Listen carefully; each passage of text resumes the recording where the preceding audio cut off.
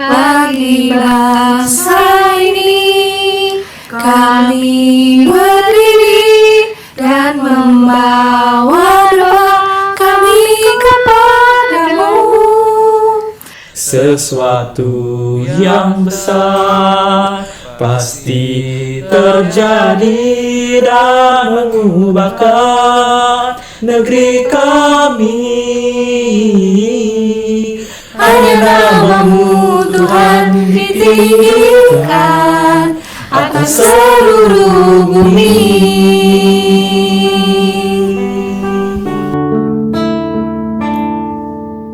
Syukur untuk setiap rencanamu dan rancanganmu yang mulia. Dalam satu tubuh kami bersatu menjadi duta kerajaanmu. Ucapkan berkat atas Indonesia. Biar kemuliaan Tuhan akan nyata Bagi bangsa ini kami berdiri dan membawa doa kami kepadamu. Sesuatu yang besar pasti terjadi dan mengubahkan negeri kami. Hanya namamu Tuhan ditinggikan atas seluruh bumi.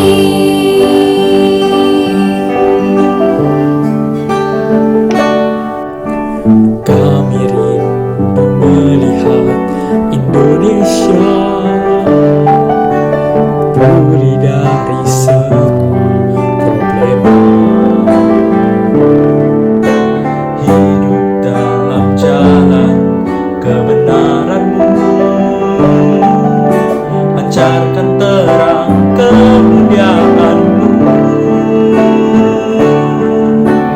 Ucapkan berkat atas Indonesia.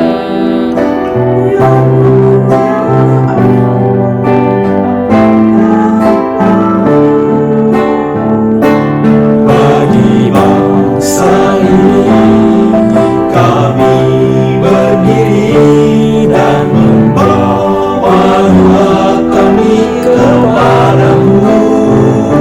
Sesuatu yang besar pasti terjadi dan mengubahkan negeri kami. Hanya namamu Tuhan ditinggikan atas seluruh Kami tahu hatimu ada di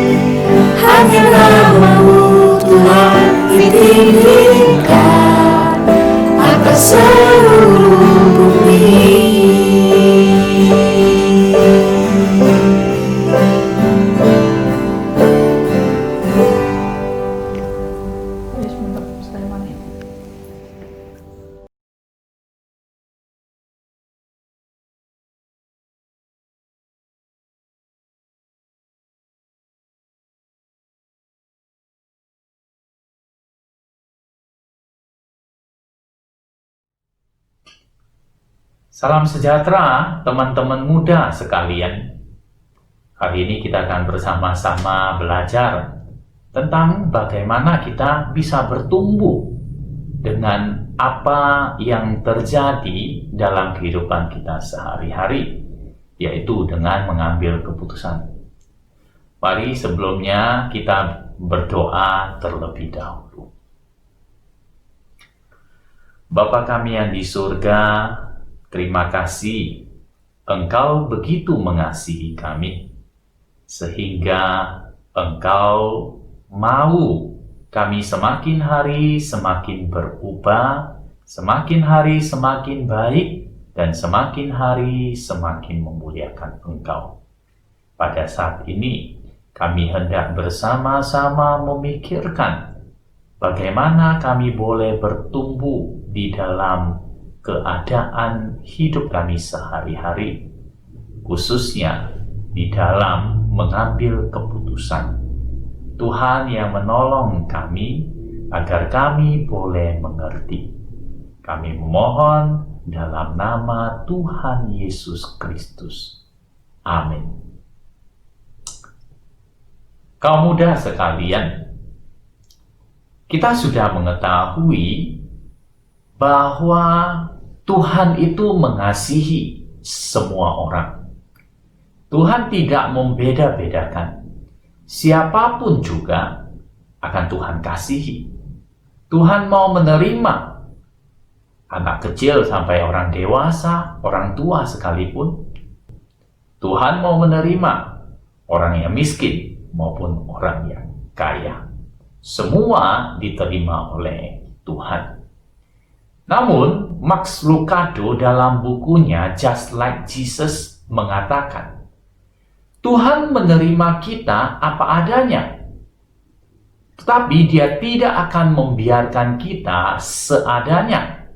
Tuhan akan mengubah kita menjadi makin seperti Kristus. Dengan kata lain, Tuhan tidak menginginkan kita terus-menerus dalam keadaan yang tidak berubah, yang tidak bertumbuh. Tetapi Tuhan ingin di dalam kehidupan kita mengalami pertumbuhan, semakin hari semakin seperti Kristus.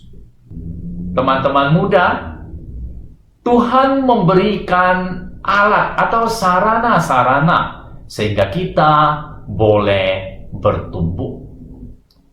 Tuhan sendiri bekerja, Roh Kudus di dalam hidup kita. Dia berkarya mengarahkan kita.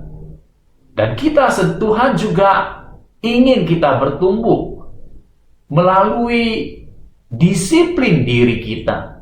Yaitu kita sendiri harus berusaha. Kita sendiri juga harus membaca firman Tuhan, mendisiplinkan diri kita di dalam hal-hal rohani. Selain itu juga Tuhan menggunakan apa yang terjadi di dalam kehidupan kita sehari-hari untuk menumbuhkan kita. Hari ini kita mau melihat yang pertama, yaitu bagaimana kita bisa bertumbuh melalui pengambilan keputusan.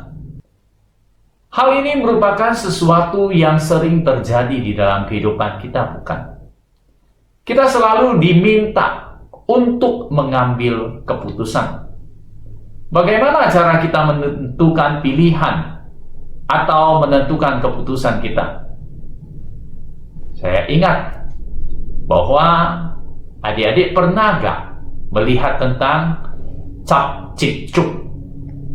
Ya kita menghitung. Oh, mungkin ada 3 pilihan, 4 pilihan. Kita hitung. Cap, cip, cup, kembang, kuncup, lalu dan seterusnya. Sampai di mana? Kita menganggap, oh saya memilih ini. Atau kita pernah nonton film ya. Ada orang yang ingin memutuskan sesuatu. Misalnya lagi jatuh cinta. Menyatakan cinta atau tidak. Lalu dia ambil bunga, ya nggak tahu bunga apa. Tetapi yang ada helai-helainya. Lalu dia menarik satu persatu. Nah, sampai yang terakhir, apa yang dia dapat? iya, tidak, iya, tidak. Lalu kalau yang terakhir ya, maka dia akan menyatakannya. Tetapi kalau yang terakhir tidak, maka dia, berarti tidak boleh menyatakannya. Atau adik-adik, waktu ujian, pernah gak melakukan hitung kancing? Karena gak belajar. Jadi ketika mau memilih yang mana, maka dihitung kancingnya. A, B, A, B, atau A, B, C, D, E. Oh, yang terakhir itu yang dia hitung. Dia jadikan jawaban. Nah, itu menentukan pilihan. Tapi tentu saja kita tahu, menentukan pilihan dengan cara ini kan tidak benar. Itu untung-untungan. Nah, kita mau melihat bagaimana cara kita menentukan pilihan sehingga kita boleh semakin hari ketika di dalam menentukan pilihan, mengambil keputusan-keputusan hidup kita, kita bisa menjadi semakin serupa dengan Kristus. Bahkan kita itu ada prinsip yang disebut dengan GUIDE. G-U-I-D-E. G-U-I-D-E. Nah, ini dijadikan akronim. Jadi yang pertama, G itu go. Go itu artinya datang kepada Tuhan. U itu understand, yaitu pahami firman Tuhan. I itu investigate, selidiki pilihan yang ada. D itu discuss, yaitu minta nasihat orang lain. E itu express, ungkapkan kebebasan memilih. Mari kita melihat satu persatu. Yang pertama, go. Go itu ketika kita mau mengambil keputusan seperti yang Tuhan inginkan, maka kita harus pertama-tama datang kepada Tuhan. Di dalam Amsal pasal 3 ayat 5-6 mengatakan, percayalah kepada Tuhan dengan segenap hatimu dan janganlah bersandar kepada pengertianmu sendiri. Akuilah dia dalam segala lakumu, maka ia akan meluruskan jalanmu. Apa yang dimaksud dengan percaya kepada Tuhan dengan segenap hati dan mengakui dia dalam segala lakumu? Itu artinya adalah, yang pertama kita mengarahkan diri pada kemuliaan Tuhan. Jadi apa yang kita kerjakan, maka fokusnya adalah untuk kemuliaan Tuhan. Di dalam 1 Korintus 10 ayat 31 mengatakan, jika engkau makan atau jika engkau minum atau jika engkau melakukan sesuatu yang lain, lakukanlah semuanya itu untuk kemuliaan Tuhan. Jadi sesuatu yang sederhana sekalipun, Tuhan ingin kita memuliakan Tuhan. Karena itu, mari kita pikirkan keputusan yang kita ambil, kita harus datang kepada Tuhan dan mengarahkan kepada kemuliaan Tuhan. Yang kedua adalah kita harus menyerahkan diri pada kehendak Tuhan. Jadi kita tahu bahwa apa yang harus kita lakukan, kita berserah akan kehendaknya. Tuhan menginginkan apa yang mau kita lakukan, maka kita perlu melakukannya. Karena kehendak Allah lah, itu yang baik, itu yang sempurna, itu yang berkenan kepada Allah. Dan yang ketiga adalah kita harus meminta hikmat dan pimpinan Roh Kudus. Teman-teman muda, Tuhan sudah mengaruniakan Roh Kudus di dalam hati setiap orang percaya. Roh Kudus itu tinggal di dalam diri kita dan dia memimpin kita di dalam mengambil keputusan. Tentu ketika Roh Kudus bekerja melalui Alkitab dan melalui kesan dalam hati kita. Jadi kita bisa memiliki sense di mana Tuhan itu mengarahkan kita untuk mengambil keputusan. Dengan perasaan kita bisa tahu ini adalah yang Tuhan inginkan. Tapi kita harus berhati-hati karena mengingat bahwa manusia, kita ini adalah manusia berdosa. Sehingga kadang-kadang apa yang kita rasakan itu bisa menipu diri kita. Mengapa? Kadang-kadang karena kita menginginkan hal itu, sehingga kita merasa ada rasa apapun, kita sudah tidak peduli. Keinginan kita itu menutupi akan apa yang menjadi pesan Roh Kudus bagi kita. Lalu di dalam perasaan itu bisa saja bersumber daripada diri kita sendiri. Dan ada hal-hal, mungkin keinginan-keinginan kita, itu juga bisa menipu kita. Karena itu kita berhati-hati.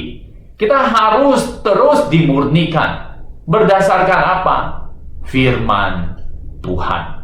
Karena itu kita perlu langkah yang kedua, yaitu understand. Pahami firman Tuhan. Kita mengingat di dalam 2 Timotius pasal 3 ayat 16 sampai 17 mengatakan begini. Segala tulisan yang diilhamkan Allah memang bermanfaat untuk mengajar, untuk menyatakan kesalahan, untuk memperbaiki kelakuan, dan untuk mendidik orang dalam kebenaran. Dengan demikian tiap-tiap manusia kepunyaan Allah diperlengkapi untuk setiap perbuatan baik. Jadi fokusnya adalah firman Tuhan itu untuk membentuk kita. Karena itu kita perlu belajar firman Tuhan.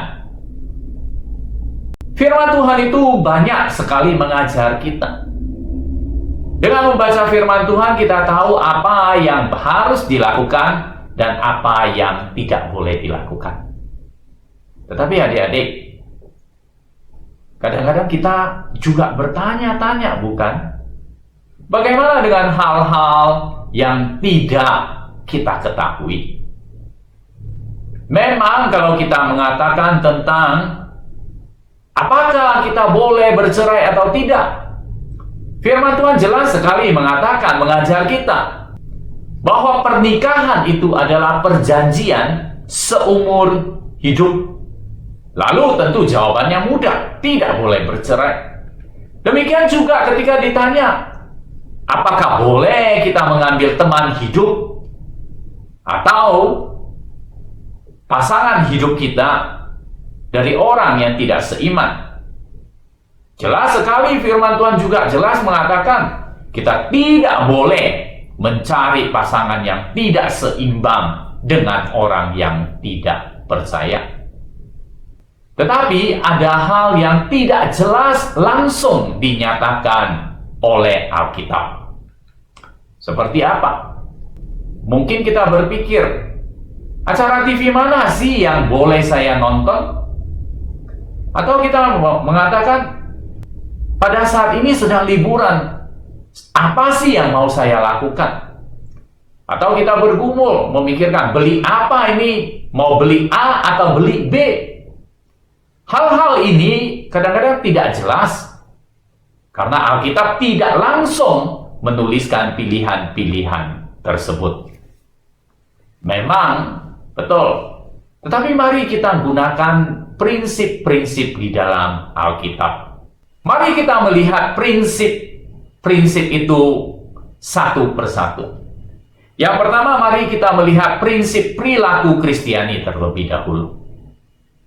1 Korintus 6 ayat 12 mengatakan, segala sesuatu halal bagiku, tetapi bukan semuanya berguna. Segala sesuatu halal bagiku, tetapi aku tidak membiarkan diriku diperhamba oleh suatu apapun. Demikian juga di dalam 1 Korintus pasal 8 ayat 13. Karena itu apabila makanan menjadi batu sandungan bagi saudaraku, aku untuk selama-lamanya tidak akan mau makan daging lagi, supaya aku jangan menjadi batu sandungan bagi saudaraku. Jadi prinsip perilaku Kristiani adalah kita bertanya, apakah itu berguna? Lalu apakah itu memperhamba? Maksudnya itu menjadi kecanduan, mengikat kita. Apakah itu menyandung, membuat orang jatuh ketika saya melakukannya? Dan apakah Tuhan paling dimuliakan? Itu yang pertama, prinsip perilaku Kristiani. Yang kedua adalah hukum yang terutama. Adik-adik ingat hukum terutama itu apa? Tuhan Yesus mengatakan, kasihilah Tuhan Allahmu dengan segenap hatimu dan dengan segenap jiwamu dan dengan segenap akal budimu. Itulah hukum yang terutama dan yang pertama. Dan hukum yang kedua yang sama dengan itu ialah, kasihilah sesamamu manusia seperti dirimu sendiri. Pada kedua hukum inilah tergantung seluruh hukum Taurat dan kitab para nabi. Jadi dengan demikian, dasar kita mengambil keputusan. Poin yang kedua adalah untuk mengasihi Tuhan dan sesama kita. Lalu, yang selanjutnya adalah amanat agung atau Great Commission. Tuhan Yesus sebelum naik ke surga, dia mengatakan, kepadaku telah diberikan segala kuasa di surga dan di bumi. Karena itu pergilah, jadikanlah semua bangsa muridku dan baptislah mereka dalam nama Bapa dan Anak dan Roh Kudus. Dan ajarlah mereka melakukan segala sesuatu yang telah kuperintahkan kepadamu. Dan ketahuilah, aku menyertai kamu senantiasa sampai kepada akhir zaman. Jadi dengan demikian kita melihat tiga hal ini yang menjadi pertimbangan kita. Perilaku Kristiani, hukum yang terutama, dan amanat agung. Karena itu, ketika hal-hal yang tidak diungkapkan secara langsung, maka kita harus mengujinya dengan ketiga pertanyaan ini. Kita harus berhati-hati di dalam menggunakan Alkitab. Jangan sampai kita menyalahgunakan Alkitab. Apa yang dimaksud dengan menyalahgunakan Alkitab? Teman muda, kadang-kadang kita malas untuk membaca Alkitab. Lalu kita menggunakan Alkitab, ada satu metode yang disebut dengan metode buka dan tunjuk. Nah, metode ini bagaimana? Metode ini adalah kita mengambil Alkitab kita. Lalu ketika kita mengambil Alkitab itu, kita sembarang saja membukanya. Itu sangat berbahaya sekali. Itu bukan yang diinginkan oleh Tuhan. Ada sebuah kisah di mana diceritakan tentang ada orang yang sedang bergumul mencari petunjuk Tuhan. Dia sedang bingung untuk memutuskan satu perkara. Jadi apa yang dia lakukan? Dia mencari petunjuk dari Alkitab. Dia bukan membaca, menyelidiki, tetapi dia dengan metode buka dan tunjuk. Dia lalu mengambil Alkitabnya, lalu langsung membuka, lalu menunjuk satu ayat.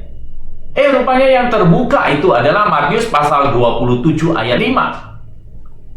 Ayat itu mengatakan, pergi dari situ dan menggantung diri.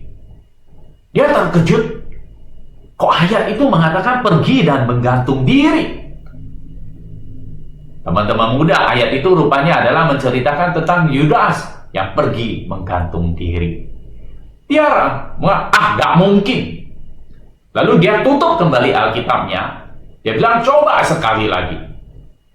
Dia buka kembali Alkitabnya, dan yang muncul adalah dia tunjuk kata Yesus kepadanya, pergilah dan perbuatlah demikian. Wah, dia semakin terkejut. Tuhan menyuruh dia pergi dan menggantung diri. Dia masih ragu. Dia tutup lagi Alkitabnya dan buka kembali untuk ketiga kalinya, dan tunjuk lagi. Dan apa yang dia baca. Apa yang hendak kau perbuat, perbuatlah dengan segera. Apa yang terjadi? Dia pergi, gantung diri. Teman muda, hal itu adalah salah. Mengapa? Alkitab itu bukan digunakan dengan demikian.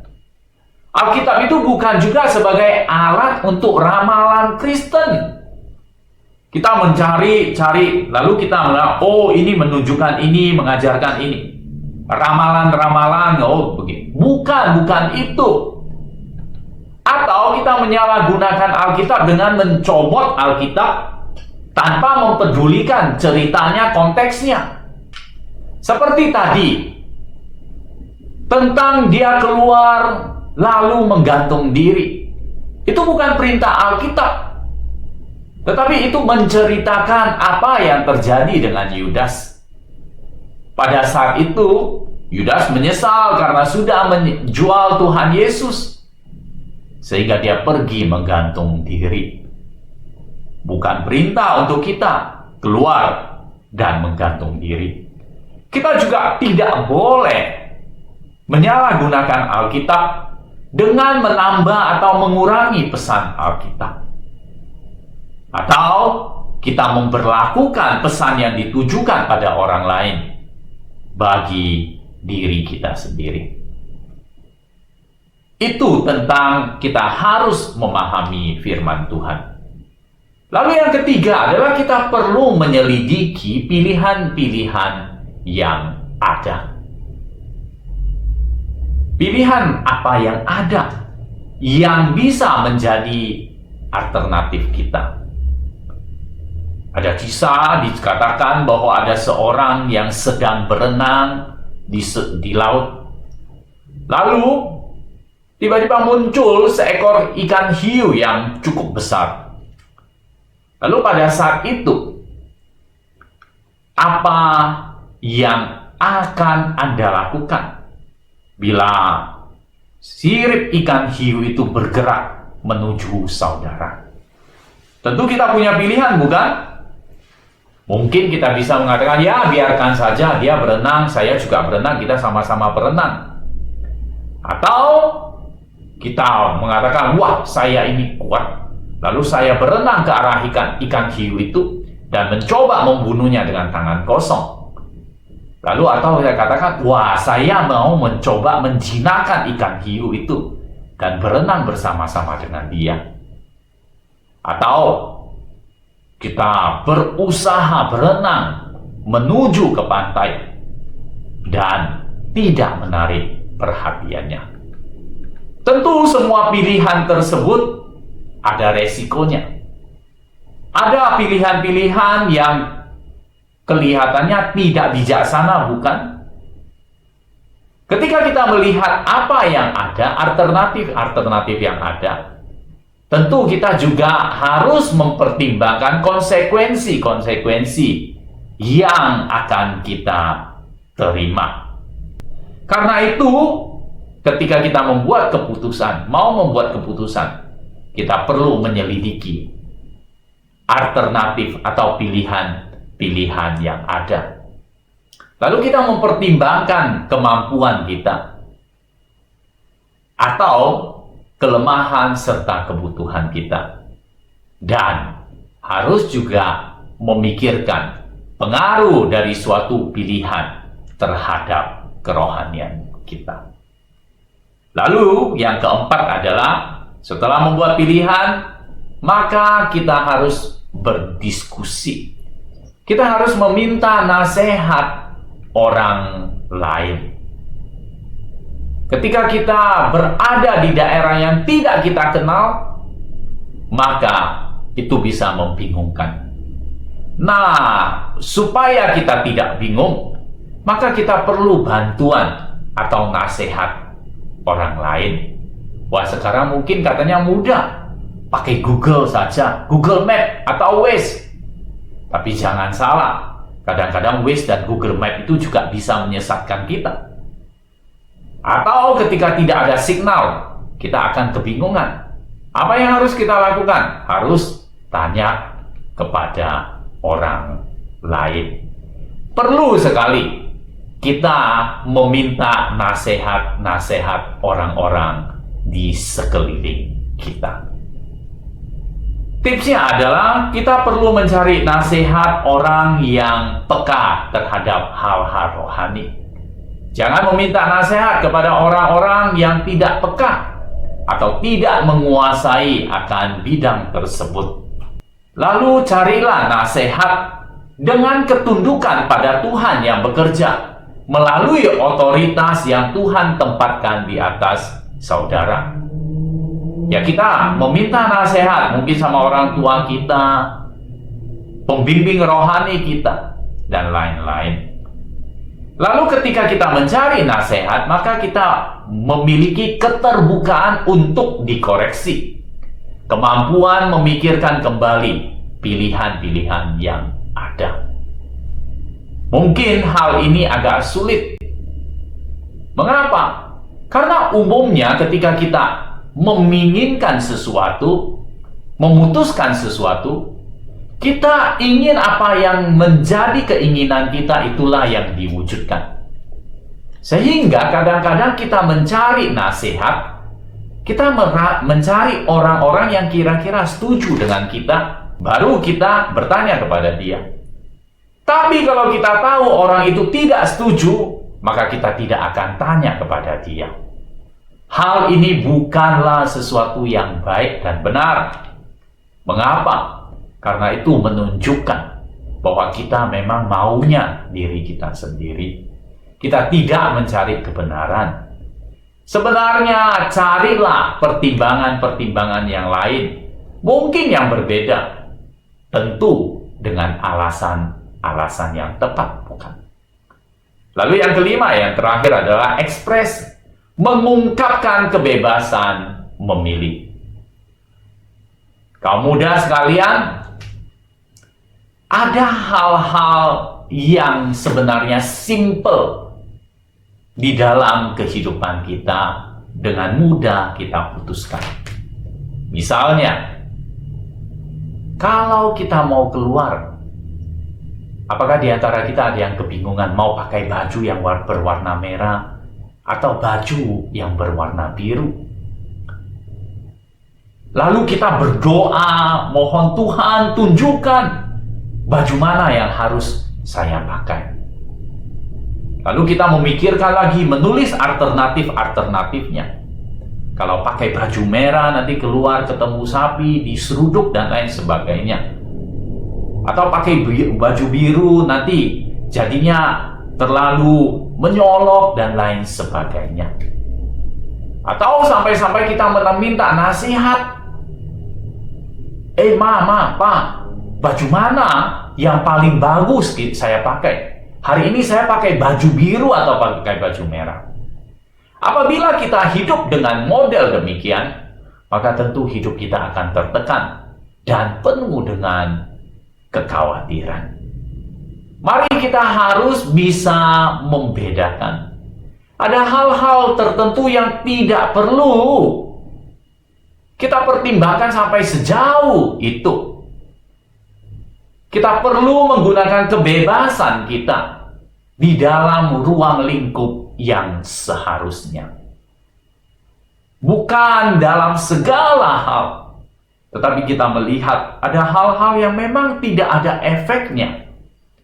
Ya, kita pilihlah dengan kebebasan kita. Tetapi hati-hati, tentu ada batas-batasannya. Misalnya, kalau kita mau keluar pesta, tentu kita pakai baju pesta. Jangan kita ke pesta, tapi kita pakai baju renang. Bisa juga sih apabila pestanya diadakan di tepi kolam renang.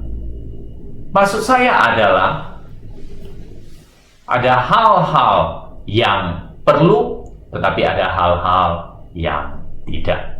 Gunakanlah ekspresi kita. Kiranya prinsip ini bisa menolong kita untuk tetap hidup, mengambil keputusan. Dan ketika keputusan-keputusan yang kita ambil, yang sudah kita ambil, Marilah kita menjalaninya. Memang seringkali keputusan-keputusan tersebut bisa membuat kita bingung. Tetapi Filipensi mengatakan, bagi saya suatu tuntutan baru tampak jelas ketika saya melihat ke belakang.